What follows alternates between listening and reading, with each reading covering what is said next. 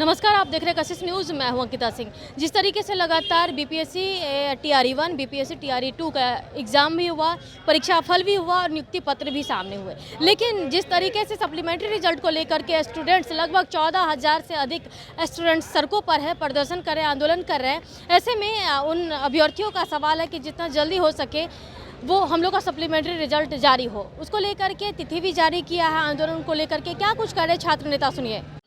Hello साथियों, मैं सौरभ कुमार और शिक्षक बहाली के मुद्दे पर आपको हम अपडेट दे दें कि कल टीआरई 2 को लेकर जो सप्लीमेंट्री रिजल्ट आने की बात कही जा रही थी और जो वादा खिलाफी हुआ, इन सब मामलों को लेकर कल एक बड़े आंदोलन की तैयारी में शिक्षक अभ्यर्थी हैं। और निश्चित रूप से कल सभी लोगों को, जितने भी साथी मेरी बातों को सुन रहे हैं, टीआरई 1 में 14,700 पदों को लेकर जो शिक्षा विभाग सूची भेजी गई थी, सभी पदों पर पूरक परिणाम जारी हो, इसके लिए एक बड़े आंदोलन की तैयारी में शिक्षक अभ्यर्थी है। और जितने भी साथी बिहार के विभिन्न जिलों से सुन रहे हैं मेरी बातों को, कल इस आंदोलन में भाग लेंगे और सरकार के समक्ष अपने लोकतांत्रिक तरीके से जो लड़ाई लड़ी जा रही है उसमें अपने सहभागिता दायर करेंगे।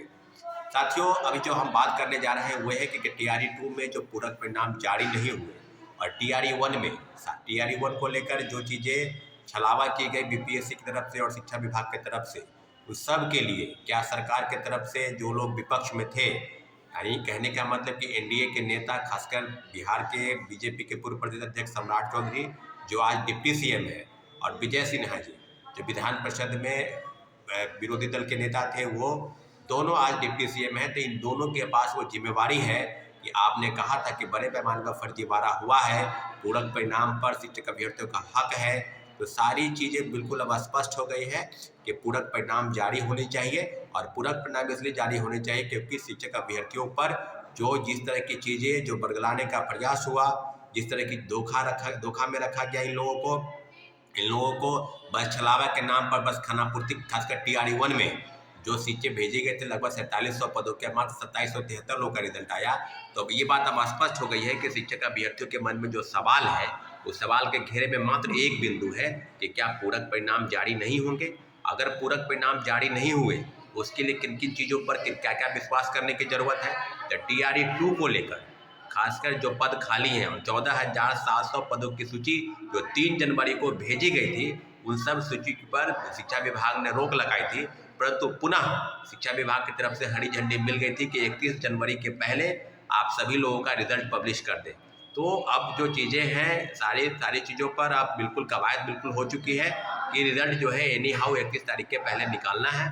तो साथियों, अब जो चीज़ें हैं कि क्या सरकार की तरफ से जो डिप्टी सीएम है दोनों, और खासकर माननीय मुख्यमंत्री जी, तो इस सब चीज़ों पर शिक्षा विभाग की तरफ से टीआरई 3 की भी नोटिस आ रही है कि मार्च में संभावित परीक्षाएं लेने की योजना है आने लोकसभा चुनाव के पहले। परंतु प्रमुख बिंदु यही है कि कर एक बड़े आंदोलन की तैयारी में जितने भी शिक्षक अभ्यर्थी हैं टीआरई 2 को लेकर, यानी 14,700 पदों की सूची भेजकर 3 जनवरी को, और फिर लगभग इतने 1 महीने बीत जा रहे हैं और अभी तक जो है सीटों का आंकड़ा छुपाया जा रहा है, रिजल्ट निकाला नहीं जा रहा है। तो बीपीएससी और शिक्षा विभाग ने लगभग घाल-मिल कर दिया है। तो सारे मामले बिल्कुल स्पष्ट हैं कि बीपीएससी और शिक्षा विभाग ने जिस तरह से वादा खिलाफी किया और सारे बिंदुओं पर मुझे लगता है कि मल्टीपल रिजल्ट उनको लेकर फर्जीवाड़ा का तो बेइंतहा पार कर गया। कोई ऐसा जिला नहीं है जिसकी सूची शिक्षा विभाग को आई हो ये बताने के लिए कि फर्जीवाड़ा नहीं हुआ है। प्रत्येक जिलों से सूची आई है कि फर्जीवाड़ा जो हुआ सेकेंड फेज में, वो हुआ डोमिसाइल को लेकर, दिव्यांगता प्रमाण पत्र को लेकर, और कई फर्जी प्रमाण पत्र जो है साथी जो है वो पकड़े जा रहे थे। तो मुझे लगता है कि टीआरई 1 से लेकर टीआरई 2 तक जो फर्जीवाड़ा हुआ, जो व्यक्ति विरोध में थे, जो व्यक्ति विपक्ष में थे, वो व्यक्ति यानी उनकी जो एनडीए की सरकार अब पुनः बिहार में बन गई है। तो मुझे लगता है कि ये जिम्मेवारी बिहार के डिप्टी सीएम और जितने भी मंत्रिमंडल के साथी हैं जो विरोध में थे और आज सरकार में है, उन लोगों को अपनी बातों से पलटने का कोई अधिकार नहीं है। मुझे लगता है कि सप्लीमेंट्री रिजल्ट देना होगा और एनी हाउ हम लोग लेकर रहेंगे। इसलिए सभी साथियों से पुनः आग्रह करते हैं कि कल एक बड़े आंदोलन की तैयारी में शिक्षक अभ्यर्थी हैं, आप इस आंदोलन में भाग लें। धन्यवाद।